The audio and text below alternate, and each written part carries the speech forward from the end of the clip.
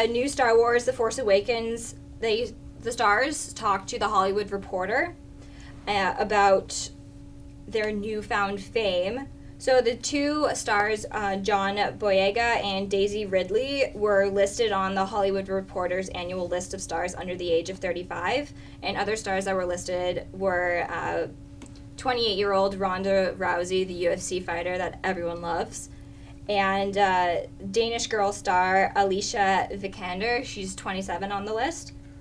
So in that report, they pretty much reference how every new Star Wars movie, George Lucas loves adding in brand new actors to any of his films because he doesn't like to use the big Hollywood names because he finds it's very cheesy or trashy to his films. He likes something very authentic. And it's weird to think now that like Harrison Ford and Carrie Fisher and Mark Hamill, they're all super famous. Back when they were in this original Star Wars movie, they were nobodies.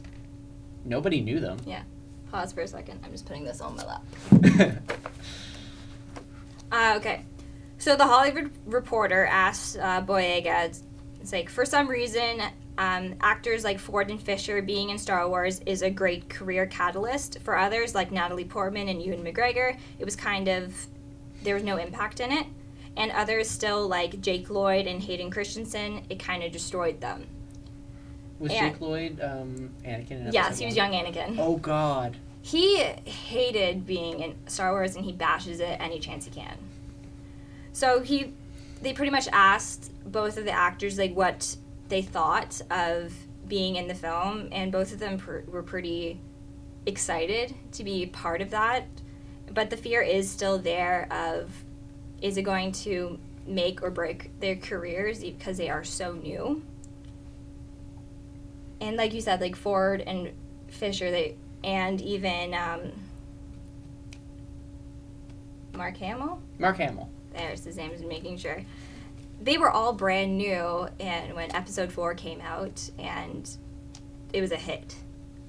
Mainly, Mark Hamill has not been in anything pretty much since Star Wars. Hey, he is the Joker.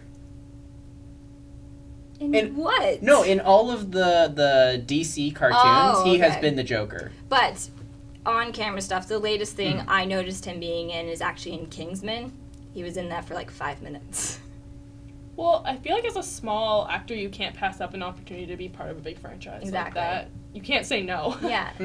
So, but it's like being in Star Wars is kind of like the Bond girl curse. Have you guys heard of that? No. Oh. Pretty much, anytime you want to sign up to be a Bond girl, you either skyrocket to fame or you plummet. Like, the movies after you do it are awful. Now, Halle Berry fell into the Bond girl curse. Now, the Bond situation is really weird. Like, I can't speak to that perspective because I'm not a woman. I'm not an actor. But they get a new Bond girl every movie. It's a highly replaceable role. Exactly. Half the time they die by the end of the movie. So, I mean, there's really no longevity into it. I remember, kind of going off topic from Star Wars and on to James Bond, I'm not going to talk about Spectre. But I know nothing about Spectre. There was one character in Quantum of Solace, and I love her name. Her name was Strawberry Fields. That was the character's name. And the director really loved her as a character, but they killed her off in the middle of the movie. And then the director said, like, when it came to directing the next movie, she really regretted killing off that character because she wanted her in the next movie. And it's like, when you sign on to be a Bond girl, don't expect to be in the sequel. Most Bond girls aren't. I don't think there is any Bond girl that is in any other movie. The only consistent woman in it is Angela Lansbury, right? She plays M? Yes. Yeah. She's I wouldn't call her a Bond girl. No, she's not a Bond girl. She's the consistent woman in majority of the films. Yeah, I'm trying to think. Well, she only signed on when Pierce Brosnan became James Bond. I'm a huge Bond fan. So I'm trying to... that's an interesting... Has there ever been the same Bond girl in more than one movie? And Not that I can recall, no. No. Every single James Bond movie, there's a different girl. They might have gotten same, two different women to play the same character between two different films. But I can't think of any Bond girl that was ever. Yeah, but majority of the actresses that have played Bond girls have fallen under the Bond girl curse. Like the next movies they actually star in are awful. Like I said earlier, with Halle Berry, she was in... Don't tell me she did Catwoman after that. She did Catwoman after Oh, no, she did Catwoman after that. Yeah, and then there's actresses like Rosamund Pike, who skyrocketed to fame. Because she starred in Pride and Prejudice, and then what gave her everyone's attention, Gone Girl. That came out recently, didn't it? Yes. A couple years ago. Oh. That's recently to me. Yeah. I was gonna say, like, recently. The last, 2-3 years is still recent in film history. Well, the good news is Star Wars characters generally have good staying power. Mm-hmm. Like, even if they don't use them again in a later movie, they're still so heavily merchandised. Yeah. Oh, yeah. I mean, there's this one shop in my hometown, and all they really sell is, nostalgic toys from the 80s and 90s. And even the Star Wars prequel stuff, nobody likes the prequel movies, but the prequel merchandise sells so crazy there. Yeah. Because, Darth Maul. Yeah, but even, Pretty much. Jar Jar, if you're a hardcore Star Wars collector, you may hate the prequels with a passion, but some people will still buy all the merchandise for it. Were you just going to say Jar Jar Binks is a good character? No. Okay. Just making sure. What I was going to say was people still buy Jar Jar Binks merchandise. True. I remember seeing on Pawn Stars, somebody had a 7-foot-tall Jar Jar Binks statue and a 7-foot-tall Darth Maul statue, and he was like, I couldn't pass them up, and the guy on Pawn Stars was like, I'm not buying these from you. Yeah.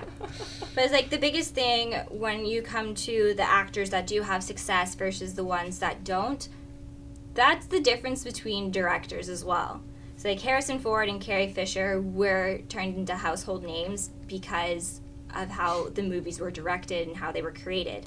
Hayden Christensen and Jake Lloyd, everyone knows the prequels were a mistake, to say it shortly, and because they were new. Natalie Portman and Ewan McGregor had no impact on them because they were partly household names already. Yeah, or Liam Neeson. Yeah, Liam Neeson had no effect on him whatsoever. He got maybe a little chip on his thing, being oh, I was a part of that. I found Liam Neeson actually got more famous after Star Wars. Taken was really the movie where he started becoming, really developing his role. Yeah, it didn't affect his career. People still held him to a higher caliber, unlike Hayden Christensen. Oh, God. Because they were just oh, you starred in Star Wars, then Jumper sucked. So it's they don't hold him to a high talent. Mm-hmm.